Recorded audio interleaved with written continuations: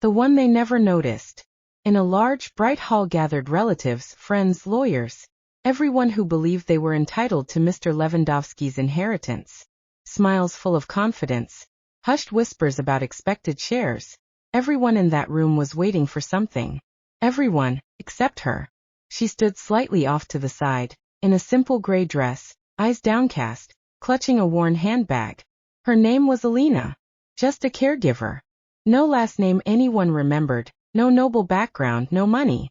No one took her seriously. Someone even smirked. What's she doing here? She didn't answer. She wasn't used to it. Over the years working with Mr. Lewandowski, she had become a shadow, loyal, patient, silent. She wiped his forehead on sleepless nights, read to him when he could no longer hold a book, held his hand when everyone else had long since stopped coming. And now she just stood there, waiting for it all to be over. The lawyer stood up.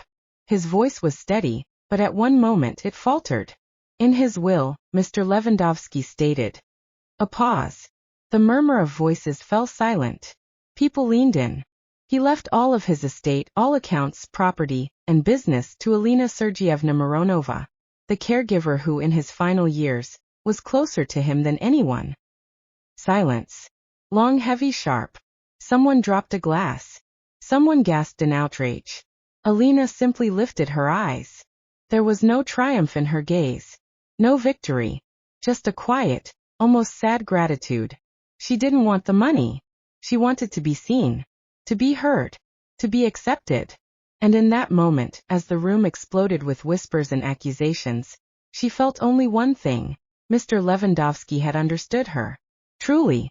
He had seen in her not just the help, not just the silent woman in the corner. He had seen a human being. Alina left the room. Quietly. As always. But now with her back straight. And behind her remained those who had never learned to see what truly matters. Maybe it was a mistake. The thought flickered like a shadow. Her heart thudded against her chest. Her name sounded unnaturally loud. Out of place in that room filled with the rustle of expensive fabrics and the scent of perfume. She didn't believe it. Not right away.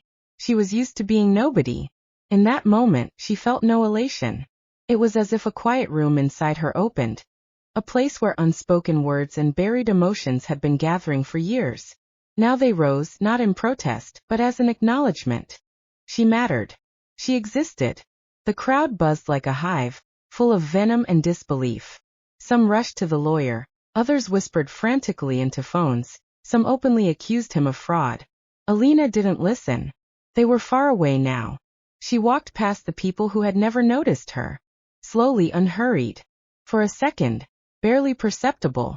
She paused at the door and glanced back. Her eyes landed on the chair where he used to sit. Empty. Thank you, she thought. Then she stepped out. Quietly. As always. But now her step was firm. And behind her, not just the noise of discontent.